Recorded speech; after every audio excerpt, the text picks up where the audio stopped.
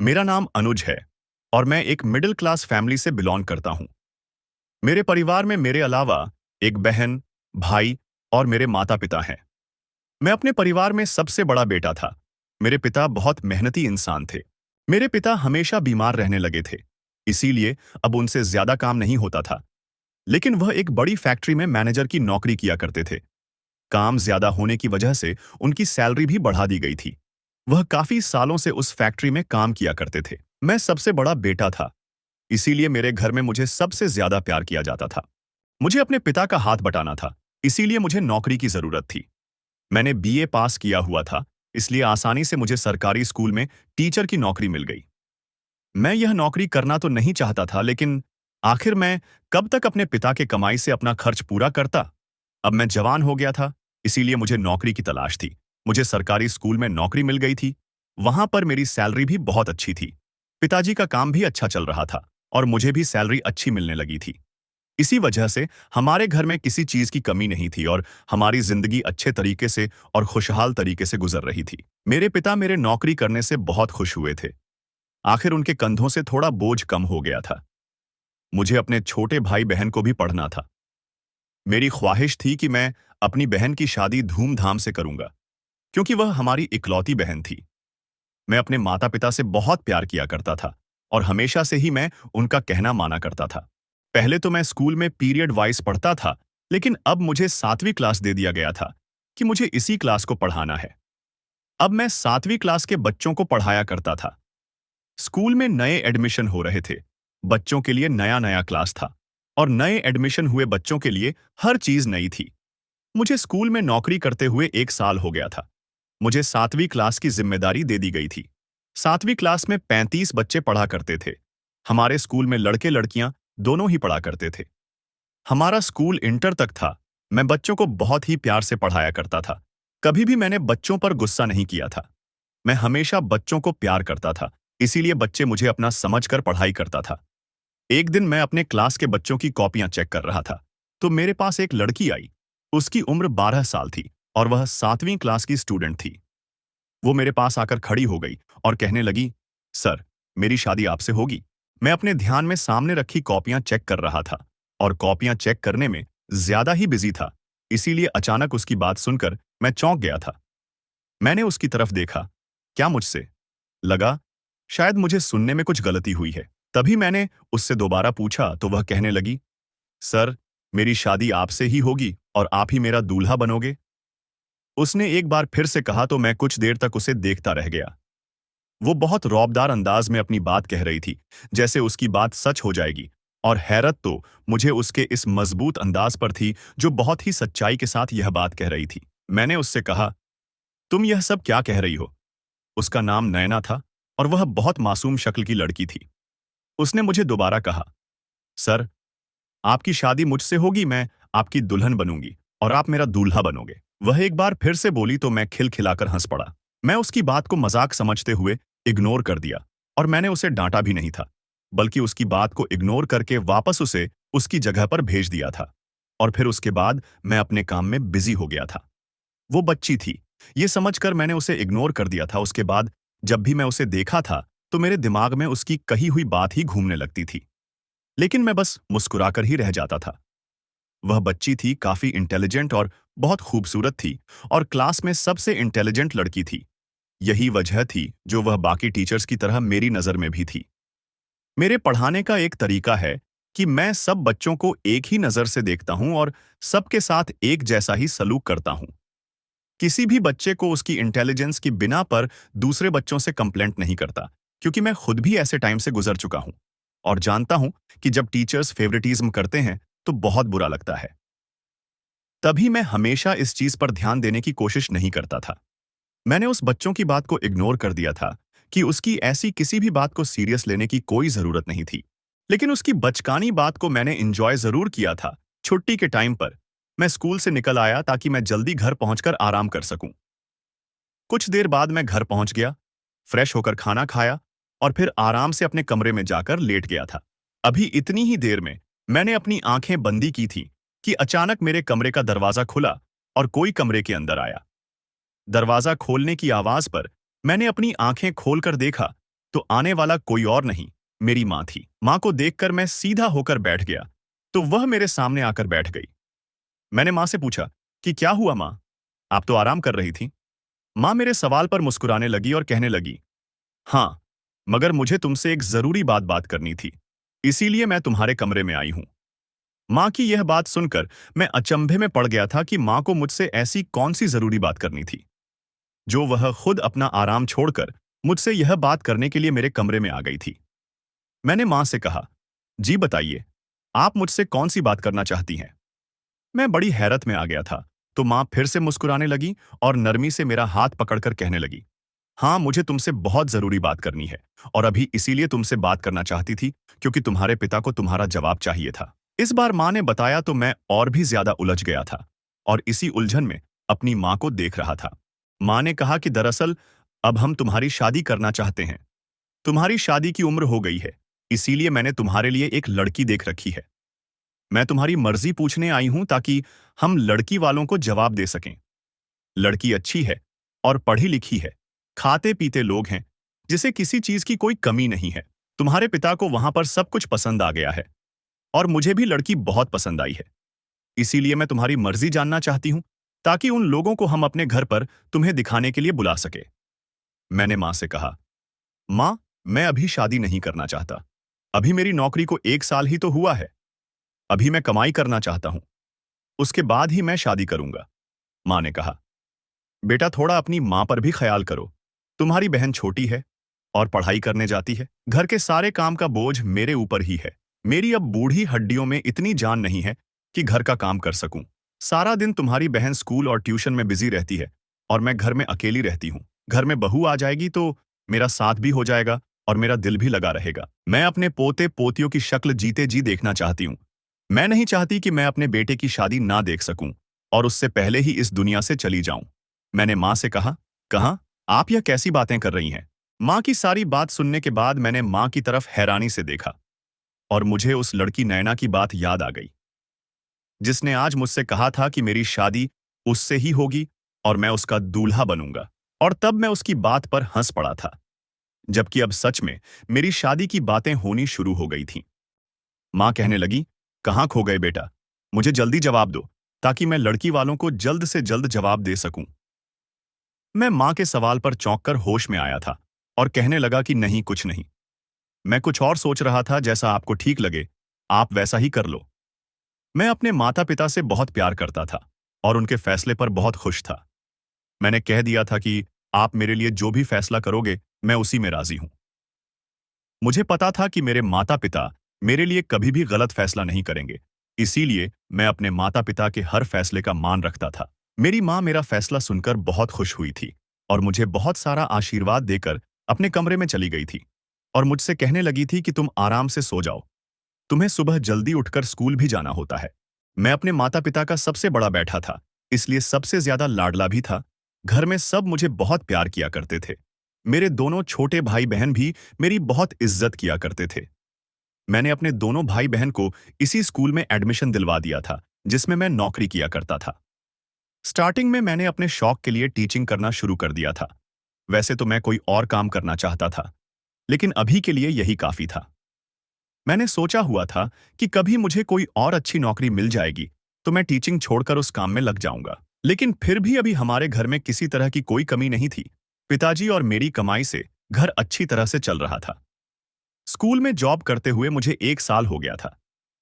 मेरे पिता मेरी इस जॉब से बहुत खुश थे क्योंकि मेरी काबिलियत पर मुझे यह नौकरी मिली थी। मैं बहुत इंटेलिजेंट था, इसीलिए स्कूल वालों ने जल्द ही मेरी सैलरी बढ़ा दी थी। मैं बच्चों को बहुत प्यार से पढ़ाया करता था।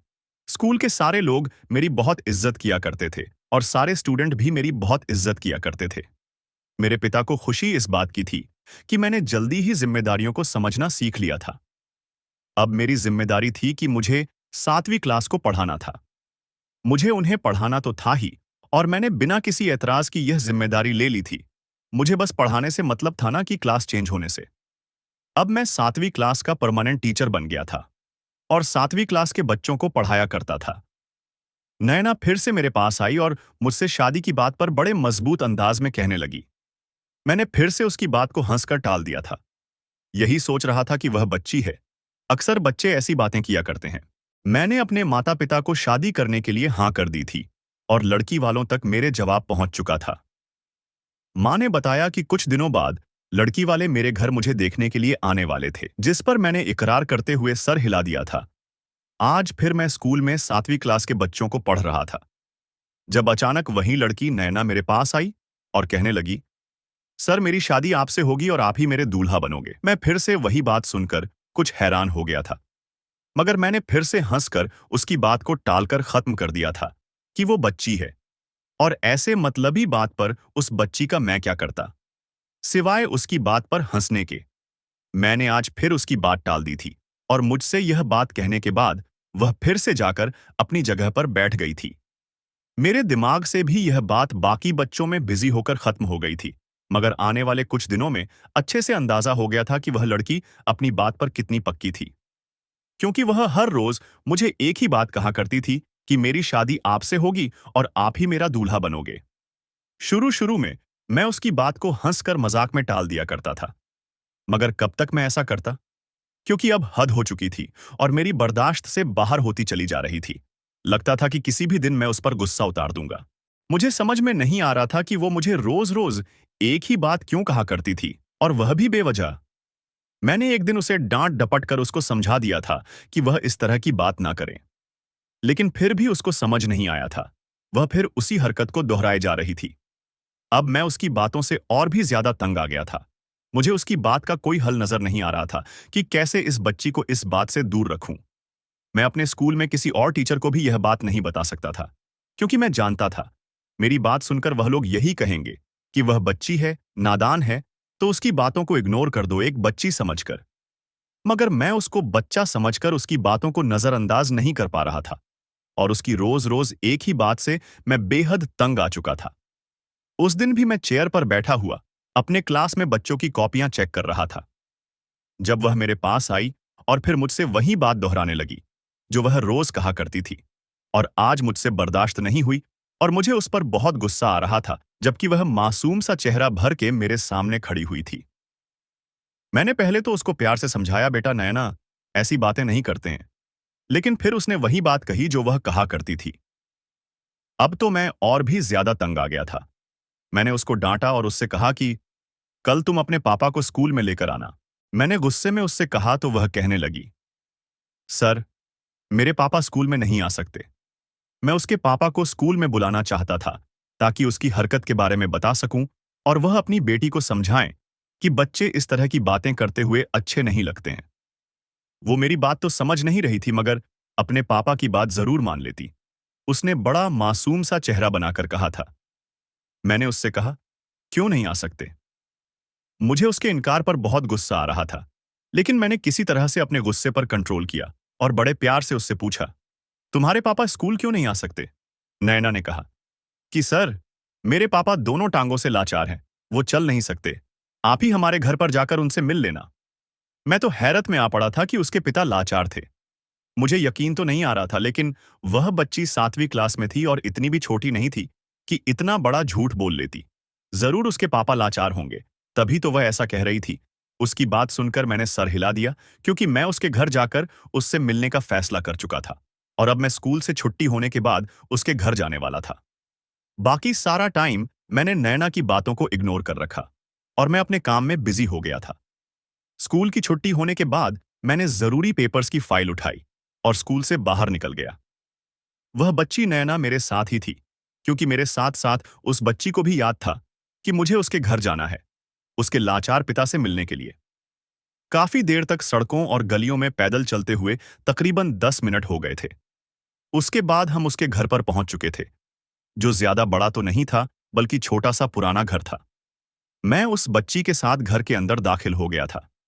घर की दीवारें तो बड़ी अजीब सी और पुराने टाइप की नजर आ रही थीं, किसी भूतिया फिल्म टाइप जैसा घर लग रहा था, जिसे देखकर मैं कुछ परेशान सा हो गया था, मगर फिर हौसला करके नयना के पिता को देखने लगा, जो मुझे घर में कहीं भी नजर नहीं आ रहे थे। एक कमरे से होते हुए दूसरे कमरे और फिर आंगन, फिर किचन। अब पूरे घर में झांकने के बाद भी मुझे ना तो घर में नयना की मां नजर आई थी और ना ही उसके पिता नजर आए थे। नयना ने बताया था कि उसके पिता लाचार हैं। अगर वह लाचार थे और वह कहीं नहीं जा सकते थे, तो उनको घर में ही मौजूद होना चाहिए था। लेकिन वह मुझे घर में कहीं भी नजर नहीं आ रहे थे। मैं परेशान हो गया था और मैंने नयना से पूछा, तुम्हारे पिता कहाँ हैं? तो उसने कहा कि मेरे पापा सामने वाले कमरे में हैं। मैं कमरे की तरफ देख रहा था, लेकिन उस कमरे की तरफ देखते ही मैं हैरत का शिकार हो गया था, क्योंकि उस कमरे में देख चुका था वह खाली था। नयना के कहने पर मैं उस कमरे के अंदर चला गया था। मैंने सोचा कि एक बार और देखने में क्या हर्ज है। जैसे ही मैंने कमरे के अंदर कदम रखा, मेरे पैरों तले से जमीन निकल गई, क्योंकि मेरे पीछे एक औरत के बोलने की आवाज आई थी। मैंने जैसे ही पीछे पलटकर देखा, तो मैं अचानक ही डर गया और मेरी चीख निकल गई, क्योंकि सामने एक मोटी सी औरत खड़ी हुई थी, जो बड़ी घूर घूर कर मुझे देख रही थी। मैंने उनसे कहा, कौन हो तुम? मैंने गुस्से से पूछा था। दरवाजा खुला हुआ था, लेकिन मुझे नयना कहीं नजर नहीं आ रही थी, और दरवाजे के सामने वह औरत खड़ी हुई थी, जिसके सामने से गुजरकर मैं बाहर नहीं निकल सकता था। वो कौन थी मैं उसे नहीं जानता था, लेकिन मुझे उससे बहुत डर लग रहा था, क्योंकि वह औरत देखने में बहुत ज्यादा गुस्से में लग रही थी। मुझे अब यहां आकर पछतावा हो रहा था। मैंने क्यों नैना की बात मान ली थी? कहीं मैं यहां आकर किसी बड़ी मुश्किल में नहीं फंस जाऊं। मुझे बस इसी बात की फिक्र थी। उस औरत ने कहा कि मैं नयना की मां हूं, और अब नयना से तुम्हारी शादी होने वाली है। नयना की मां ने कहा तो मेरी आंखें हैरत से फटी की फटी रह गई थीं। मैंने खूब चिल्लाते हुए कहा, ये क्या बकवास कर रही हो आप? उस औरत ने बड़ी गुस्से भरी नजरों से बोलते हुए मुझसे कहा, नीची आवाज रखकर बात करो और चलो, अभी तुम्हारी शादी का इंतजाम किया जाएगा। मैंने कहा, आप औरत हो और मैं आपकी इज्जत कर रहा हूं। ऐसे कैसे जबरदस्ती आप अपनी 14 साल की बेटी की शादी मेरे साथ कर सकती है? कहां वह 14 साल की, और कहां मैं 24 साल का लड़का? वैसे भी मेरी शादी होने वाली है। अपनी बेटी की शादी का इतना ही शौक है, तो उसके लिए उसी की उम्र का कोई लड़का तलाश कर लो। मैं गुस्से भरे अंदाज में कहकर तेजी से बाहर की तरफ जाने लगा था, मगर अभी मैं दरवाजे से बाहर भी नहीं निकला था कि अचानक किसी ने पीछे से कोई जोरदार चीज मेरे सर पर दे मारी। मुझे कुछ समझ नहीं आ रहा था। मेरे सर में इतनी जोर से वह सख्त चीज मारी गई थी कि मेरा सर दर्द की वजह से फटा जा रहा था। मैंने पीछे पलटकर देखा तो नयना की मां के हाथ में एक डंडा था, जो उन्होंने मेरे सर पर मारा था। मुझे दर्द बर्दाश्त नहीं हुआ और अगले ही पल मैं बेहोश हो गया था और जमीन पर गिर पड़ा था। यह सब इतनी अचानक हुआ कि मुझे कुछ सोचने या समझने का भी मौका नहीं मिला था। न जाने मैं कब तक बेहोश रहा था, मैं नहीं जानता था, मगर जब मुझे होश आया तो मेरा सर इतना दुख रहा था कि मुझे बहुत चक्कर आ रहे थे, और सर में जो चीज मारी गई थी उसका असर अभी तक मेरे सर पर मौजूद था। मेरी आंखें भी भारी भारी हो रही थीं। मैं अपने सर को दबाते हुए तकलीफ कम करने की कोशिश कर रहा था। मुझे थोड़ा सुकून हुआ तो मेरी आंखों के सामने अपने बेहोश होने से पहले का नजारा घूमने लगा। मैं याद करने की कोशिश कर रहा था। जहां पर मैं था, उस कमरे में बहुत अंधेरा था। मेरी कमर में भी पूरी तरह से दर्द हो रहा था। मैंने चारों तरफ देखा तो ऐसा लग रहा था जैसे यह कोई वीरान सा कमरा है, जहां कबाड़ा भरा हुआ था और वहां से गंदी सी बदबू आ रही थी। यह वह घर नहीं था जहां पर मुझे नैना लेकर आई थी, बल्कि यह कोई और ही जगह थी। मुझे अब पछतावा हो रहा था कि मैंने क्यों नैना की बात मान ली थी। मेरे घर पर मेरी मां मेरा इंतजार कर रही होगी और परेशान होगी। न जाने मैं कब से इस कमरे में बंद था। मुझे अपनी फैमिली की याद आ रही थी और उनकी टेंशन हो रही थी। मैं बस यही सोच सोच कर परेशान हुआ जा रहा था कि मैं यहां पर क्यों आया था। यहां से निकलने का मुझे कोई रास्ता भी नजर नहीं आ रहा था। अगर मुझे पता होता कि इस घर में आने के बाद मेरे साथ कुछ ऐसा हो सकता है, तो मैं कभी यहां पर नहीं आता। लेकिन सारी बात तो ये थी कि मुझे कुछ भी पता नहीं था। मैंने अपना फोन देखना चाहा तो मेरा मोबाइल ही मेरे पास नहीं था। मतलब, वो औरत मेरा मोबाइल लेकर जा चुकी थी। न जाने वह औरत कौन थी और मेरे साथ ऐसा क्यों कर रही थी। मेरी कुछ समझ नहीं आ रहा था। मैं तेजी से दरवाजे की तरफ बढ़ा और जोर जोर से दरवाजा बचाकर उसे खोलने के लिए कहने लगा, लेकिन कोई जवाब नहीं आ रहा था। हार मानकर मैं खुद बैठ गया था और फिर किसी के आने का इंतजार करने लगा। न जाने मेरे घर वाले कितने परेशान होंगे। वह मुझे गायब पाकर मुझे ढूंढने की कोशिश जरूर कर रहे होंगे। यह औरत कौन थी और यह मेरे साथ क्या करना चाहती थी? कहीं औरत मुझे मारना तो नहीं चाहती थी? मगर वह तो मुझे अपनी बेटी की शादी करने के लिए कह रही थी। मैं इस बात के लिए कभी भी राजी नहीं होता, क्योंकि मैं ऐसा वैसा इंसान नहीं था। मेरे स्कूल में भी काफी सारी लड़कियां पढ़ती थीं। हमारा स्कूल इंटर तक था और जवान लड़कियां भी मेरे स्कूल में पढ़ा करती थीं। कभी मैंने नजर उठाकर भी अपने स्कूल के स्टूडेंट को नहीं देखा था। मैं सिर्फ उनको पढ़ाता था। मेरा मतलब उनसे सिर्फ पढ़ाई तक का ही था और मैं अपने स्कूल के स्टूडेंट की बहुत इज्जत किया करता था। हमेशा उनसे तमीज से बात किया करता था। तो मैं कैसे नयना से शादी कर सकता था? बाहर दिन था या रात, मुझे किसी बात की कोई खबर नहीं मिल रहा था। न जाने कितना टाइम मुझे उस कमरे में गुजर गया था। मैं कभी सोचता था और कभी उठकर बैठ जाता था क्योंकि मुझे बहुत ज्यादा भूख लग रही थी। लेकिन वह औरत जो नयना अपनी मां बता रही थी, मुझे यहां लाकर और कैद करके छोड़कर जा चुकी थी और पलटकर मेरी खबर तक नहीं लेने की कोशिश कर रही थी। यही सब सोच सोचकर मैं और भी ज्यादा परेशान हो गया था और सो गया था। जब दोबारा मेरी आंख खुली तो दरवाजा खोलने की आवाज से खुली। मैंने आंख खोलकर देखा तो सामने वही औरत कमरे के अंदर आई थी। उसके हाथ में बैग था जो उसने मुझे थमाकर कहा कि यह लो, खाना खा लो। मुझे भूख तो बहुत लगी हुई थी, तभी खामोशी से मैंने उस बैग को पकड़ लिया। मैंने उस औरत से पूछा, तुम यह सब कुछ क्यों कर रही हो? तो कहने लगी, अब बहस करने की मुझ में हिम्मत नहीं है, क्योंकि तुम्हारी मां ने मुझसे वादा किया था कि वह तुम्हारी शादी मेरी बेटी से करवाएगी। लेकिन वह अपने वादे को भूल गई है और जब मैंने तुम्हारी मां को याद दिलाया तो वह मुकर भी गई थी। उसे इतनी आसानी से तो नहीं जाने दूंगी। मैं तभी तुम्हें धोखे से घर में बुलाया था ताकि तुम्हारी और अपनी बेटी की शादी करवा सकूं। अब यह पेपर पकड़ो और इन पर साइन कर दो। वो औरत बड़े गुस्से में बात कर रही थी। उसने पेपर और पेन मेरी तरफ बढ़ाया। वह मेरा कोर्ट मैरिज कराना चाहती थी। मैंने उसके कहने पर वह पेपर अपने हाथ में ले लिए और जब पढ़कर देखा तो मैं भड़क उठा। मैं समझ गया था कि वह शादी के पेपर थे, जिस पर एक तरफ किसी लड़की के साइन किए हुए थे, जो शायद नयना के थे। मैंने उस औरत से कहा कि तुम कैसी मां हो, जो अपनी छोटी सी मासूम बेटी को इतने बड़े लड़के के हवाले कर रही हो? तुम अपनी बेटी के साथ इतना बड़ा पाप नहीं कर सकती। अभी वह जवान नहीं है, वह बच्ची है। तुम नाबालिग लड़की की शादी नहीं कर सकती। तुम जानती हो कि इस वजह से तुम अरेस्ट भी हो सकती हो, क्योंकि तुम्हारी बेटी की उम्र अभी बहुत कम है। जब तक तुम्हारी बेटी बालिग नहीं हो जाती, तब तक तुम उसकी शादी नहीं कर सकती। उस औरत ने कहा कि वह मेरी बेटी है, मैं जैसा चाहे उसके साथ कर सकती हूं। वह बालिग नहीं है, लेकिन तुम तो बालिग हो। चुपचाप इस पर साइन करके अपनी मां का किया हुआ वादा पूरा करना ही होगा। मैंने कहा कि कभी भी मेरी मां एक 14 साल की लड़की से शादी करने के लिए वादा कर ही नहीं सकती है। मुझे अपनी मां पर पूरा भरोसा है।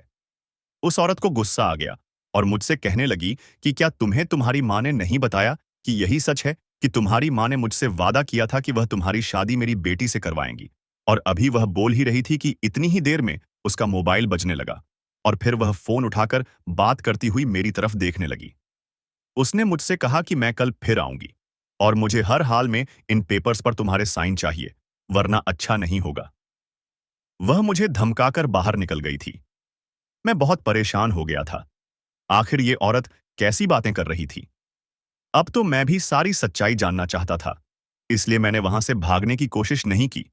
मैं जानना चाहता था कि आखिर नयना की मां उसकी शादी क्यों करना चाहती है। मैंने खाना खाया। वह रात भी मेरी बड़ी बेसुनी में गुजर गई थी। वो मुझे सिर्फ एक टाइम का खाना देकर ही चली गई थी, शायद इसलिए कि मैं उसकी बात मानकर उसकी बेटी से शादी कर लूं और इन पेपर्स पर साइन कर दूं। मुझे अपने मां पर पूरा यकीन था कि वह ऐसा कभी कर ही नहीं सकती थी। अगले दिन फिर कमरे का दरवाजा खुला और कमरे में औरत नहीं कोई आदमी आया था। मगर मैं यह देखकर हैरान रह गया था कि वह आदमी व्हील चेयर पर बैठा हुआ था, मतलब कि वह कोई लाचार आदमी था। मुझे पहले ख्याल आया कि कहीं वह नयना का पिता ना हो। उसने मुझे अपने बारे में बिना पूछे ही बता दिया कि मैं ही नयना का पिता हूं और वह इंसान जिसने मुझे यहां पर रखा हुआ था, वह नयना की मां है। वो आदमी लगभग 40 साल का था, जबकि उसकी पत्नी की उम्र 35 साल की होगी। मैंने उस आदमी से कुछ पूछने की कोशिश की, मगर उसने मुझे चुप रहने को कहा और फिर मेरे किसी भी सवाल का जवाब दिए बिना ही मुझे अपने पीछे आने का इशारा किया। मैं तेजी से उसके पीछे चल पड़ा। वह खुद ही व्हील चेयर चला रहा था और मैं पैदल उसके साथ साथ चल रहा था। उस घर से बाहर निकालकर वह कई गलियों से होता हुआ मुझे 20 मिनट के बाद एक और घर में लेकर चला गया था। यह घर बेहद साफ सुथरा और 2 मंजिल का मकान था। घर जितना खूबसूरत बाहर से था, उससे कई गुना ज्यादा अंदर से खूबसूरत था। वो मुझे एक कमरे में लेकर आ गया और उसने कमरे के दरवाजे को अंदर से बंद कर दिया। उस आदमी ने मुझे फ्रेश होने के लिए कहा। उसके कहने पर मैंने अपने हाथ मुंह धो लिए थे और उसके सामने बैठ गया। उसने आवाज लगाई, नीलू बेटा, खाना लेकर आ जाओ। बाहर से हाथ में खाने की ट्रे लेकर एक खूबसूरत सी जवान लड़की कमरे के अंदर आई थी। उस आदमी ने मुझसे कहा कि यह मेरी बेटी नीलू है। तुम खाना खाओ, तुम्हें इसके हाथ का खाना बहुत पसंद आएगा। मैंने खाना खाने से इनकार कर दिया और उनसे इस घर में लाने की वजह पूछी, तो उस आदमी ने कहा कि मैं तुम्हें तुम्हारे सारे सवालों का जवाब दे दूंगा। तुम डरो नहीं और बेफिक्री होकर मेरे घर का खाना खा सकते हो। मैंने पहले पेट भरकर खाना खाया, क्योंकि मैं काफी टाइम से भूखा था। खाना तो बहुत टेस्टी बना हुआ था। वो लड़की खाना खाने के बाद मेरे आगे से खाने की ट्रे उठाकर बाहर चली गई। उस आदमी ने बोलना शुरू किया। उसने कहा कि मेरी बेटी और मेरी पत्नी की वजह से तुम्हें बहुत परेशानी का सामना करना पड़ा है। उसके लिए मैं तुमसे माफी चाहता हूं। हो सके तो मेरी पत्नी और मेरी बेटी को माफ कर देना। उस आदमी ने मेरे सामने हाथ जोड़ लिए थे। मैंने उनके हाथ पकड़कर इनकार करते हुए सर हिलाया। मैंने उनके हाथ खोल दिए और पूछा कि क्या आपकी पत्नी जो कुछ मेरे और नैना की शादी के बारे में कह रही है, क्या वह सच है? मेरे सवाल पर उन्होंने हाँ में सर हिला दिया, जिस पर मेरा रंग उड़ गया था। लेकिन यह पूरा सच नहीं था, उस आदमी ने कहा। तो मैं उलझकर उसे देखा। अगर यह पूरा सच नहीं था, तो पूरा सच था क्या? यह सवाल शायद मेरी आंखों में भी उतर आया था। उस आदमी ने कहा कि पूरा सच मैं तुम्हें बताता हूं। उसकी बात सुनकर मैंने उसकी तरफ देखा। जिस आधे सच की वजह से मैं पिछले कई घंटों से इतनी परेशानी में था, इस बारे में जानना मेरा हक था। तभी वह बोलने लगे कि मेरी शादी मेरी पत्नी सुनीता के साथ हुई थी। तुम्हारी माँ और मेरी पत्नी की आपस में काफी गहरी दोस्ती थी। यह दोनों बचपन की सहेलियां थीं। ये दोनों एक ही उम्र की थीं। सिर्फ इन दोनों में 1 साल का फर्क था। तुम्हारी माँ की शादी के बाद सबसे पहले तुम पैदा हुए थे। तुम्हारी पैदाइश पर तुम्हारी माँ बहुत ज्यादा खुश थी, क्योंकि तुम लड़के थे और इस बात पर तुम्हारी माँ की खुशी के ठिकाने नहीं थे। उसके 5 महीने बाद ही मेरी बेटी का जन्म हुआ, जो अभी खाना लेकर आई थी। तब तुम 5 महीने के थे। मेरी पत्नी की बेटी पैदा हुई तो वह निराश हो रही थी, क्योंकि उसे भी लड़का ही चाहिए था। लेकिन तुम्हारी माँ ने वादा किया कि वह नीलू को अपने बेटे अनुज के लिए मांग रही है। इसी तरह से मेरी पत्नी इस बात से बहुत खुश हो गई थी, क्योंकि उन दोनों की दोस्ती रिश्तेदारी में बदलने वाली थी। इसी तरह से तुम्हारी माँ ने जो वादा किया कि वह तुम्हारी शादी मेरी बेटी से करेगी, तुम्हारी माँ शायद यह वादा करके भूल गई, लेकिन मेरी पत्नी को यह बात अभी तक याद है। वह अभी तक उस वादे को नहीं भूली है। और तुम्हारे बारे में नीलू भी अच्छी तरह से जानती है, क्योंकि जैसे जैसे नीलू बड़ी होती चली गई थी, उसकी माँ उसको यह बताती रहती थी कि मैंने तेरा रिश्ता पक्का कर दिया है और तेरे होने वाले पति का नाम अनुज है। इसीलिए कभी भी किसी और लड़के के बारे में मत सोचना। मैं तेरी शादी अपनी सहेली के बेटे से करना चाहती हूँ। मैं चाहती हूँ कि हम दोनों की दोस्ती रिश्तेदारी में बदल जाए।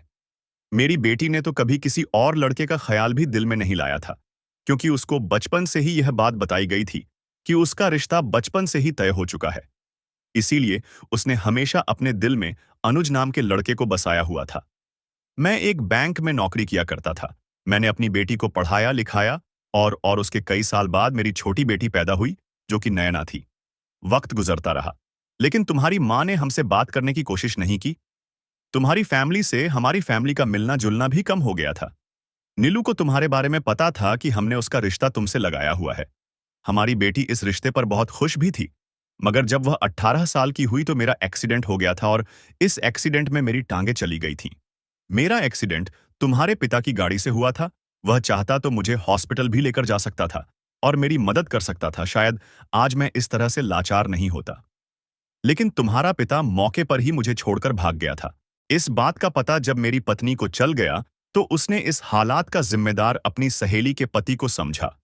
तब उसके दिल में बदले की आग जाग उठी थी। पत्नी की मोहब्बत और दोस्त की मोहब्बत पर अब दाग लग चुका था। मेरी पत्नी ने कहा कि अब वह तुम्हारी शादी नीलू से ही कराकर रहेगी, ताकि शादी हो जाने के बाद वह नीलू को उस घर की बहू बनने के बाद उसे तुम्हारी माँ को परेशान करने के लिए कहे और जैसे तैसे लड़ झगड़ कर तुम्हारे पिता की सारी जायदाद नीलू के नाम करवा ले। मेरी पत्नी ने यह सब कुछ सिर्फ बदला लेने के लिए ही किया। मेरी बेटी, जिसकी कोई गलती नहीं थी, वह यह सब करने के लिए तैयार नहीं थी। मेरी बड़ी बेटी नीलू बहुत सीधी और समझदार है। वह अपनी माँ की तरह बिल्कुल भी चालाक नहीं है। मैं अपनी पत्नी को समझाने की बहुत कोशिश कर रहा था, लेकिन उसने मेरी एक नहीं सुनी। मेरी बेटी ने अपनी माँ से साफ कह दिया था कि वह शादी हो जाने के बाद अपनी ससुराल में जाकर ऐसी कोई हरकत नहीं करेगी जिसकी वजह से अनुज या उसके परिवार को कोई परेशानी हो। क्योंकि मेरी बेटी तुमसे बचपन से ही मोहब्बत करती है और तुमसे शादी करना चाहती है। मेरी बेटी कभी भी बदले के लिए तुम्हें इस्तेमाल नहीं करेगी। बदला सिर्फ उसकी माँ लेना चाहती है, मेरी बेटी नहीं। इस बदले की आग में कोई और तो नहीं, बल्कि मेरी बेटी जल रही है, क्योंकि वह तुमसे शादी करना चाहती है और तुमसे प्यार करती है। लेकिन जब इस काम के लिए नीलू ने इनकार कर दिया, तो नीलू की माँ ने नैना को अपना दूसरा हथियार बना लिया। उसने सोचा कि एक बेटी नहीं तो दूसरी बेटी की शादी करके मैं इन लोगों की जिंदगी बर्बाद कर सकती हूँ। उसने मेरी छोटी बेटी का एडमिशन जानबूझकर तुम्हारे स्कूल में करवा दिया और वह उसे रोज सिखाती थी कि तुम्हें टीचर से जाकर ऐसा कहना है। मेरी बेटी नयना सिर्फ अपनी माँ के कहने पर ही तुमसे ऐसा कहा करती थी। उसकी बनी बनाई प्लानिंग थी तुम उसकी बातों में आ जाओ और फंस जाओ। वह यही चाहती थी कि वह तुम्हें किसी तरह से यहां बुला ले और बाद में आने के बाद जबरदस्ती तुम्हारी शादी नैना से करवा दे। क्योंकि नीलू इस हाल में तुमसे शादी करने के लिए तैयार नहीं थी, वह अपने ससुराल वालों से बदला नहीं लेना चाहती थी। इसीलिए मेरी पत्नी ने अपनी छोटी बेटी को मोहरा बना लिया और वह अपनी छोटी बेटी की शादी तुमसे करने के लिए तैयार हो गई है।